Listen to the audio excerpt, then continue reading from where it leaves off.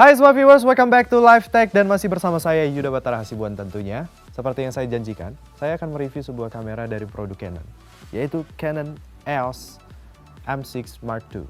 Dan kamera ini merupakan kamera dengan sensor APS-C yang cukup mutakhir, serta dijual dengan harga 12 juta hingga 13 jutaan. Dan apakah worth it untuk kalian miliki? Jadi simak video ini selengkapnya.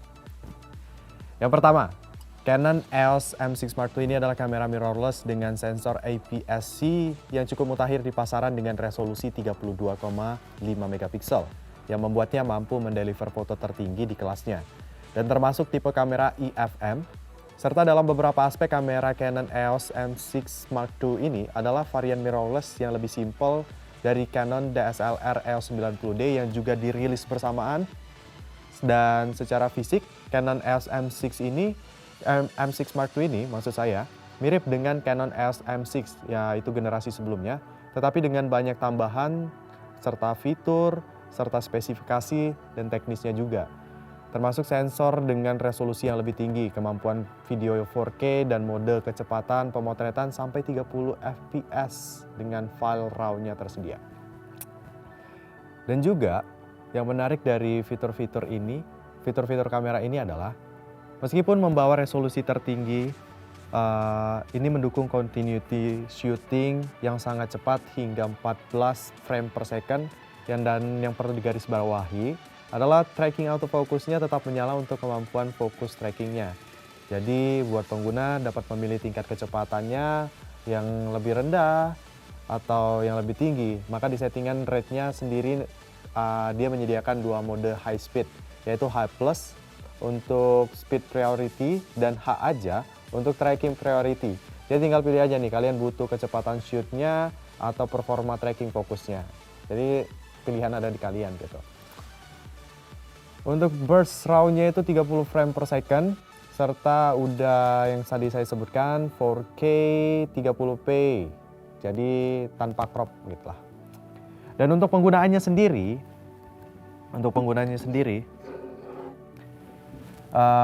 kamera ini cukup nyaman karena gripnya cukup enak kalau digenggam. Layar flipnya enak banget kalau digunakan mekanismenya.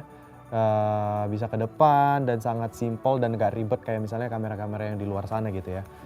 Dan mungkin ya yang jadi pertimbangan adalah ketika kita membeli Canon M6 Mark II ini, kita nggak dapatkan viewfindernya. Jadi viewfindernya itu terjual terpisah. Tapi itu nggak masalah sih.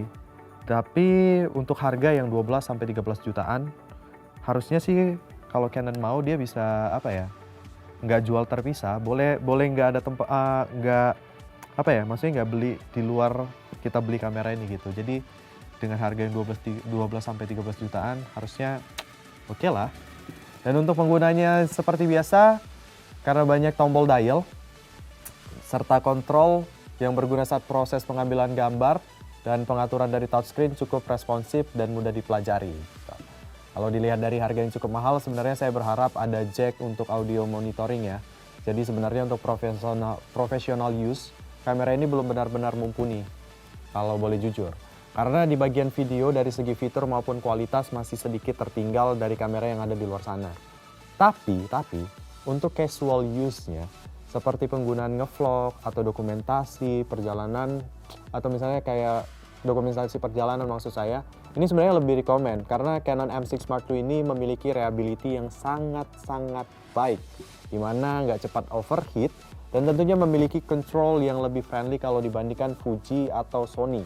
Jadi kamera ini bisa dibawa dan gampang digunakan kalau kalian lagi jalan-jalan dan nggak mau repot. Itu yang paling penting. Mungkin kalian juga penasaran ya hasil gambar dari kamera ini, nanti akan saya tampilkan. Tom.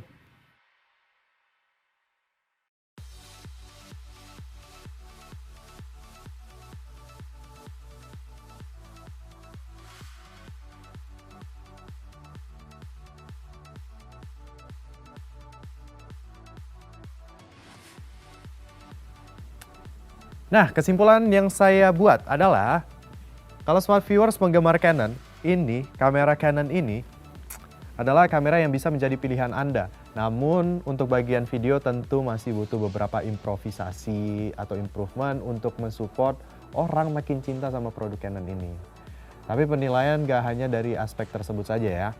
Kemampuan kamera ini mengambil gambar dengan kualitas 32,5 megapiksel dengan kualitas yang cukup baik belum bisa dilakukan brand lain di kelas mirrorless apalagi APS-C. Dan pastinya menjadi nilai jual yang sangat tinggi, apalagi kameranya juga cukup compact gitu.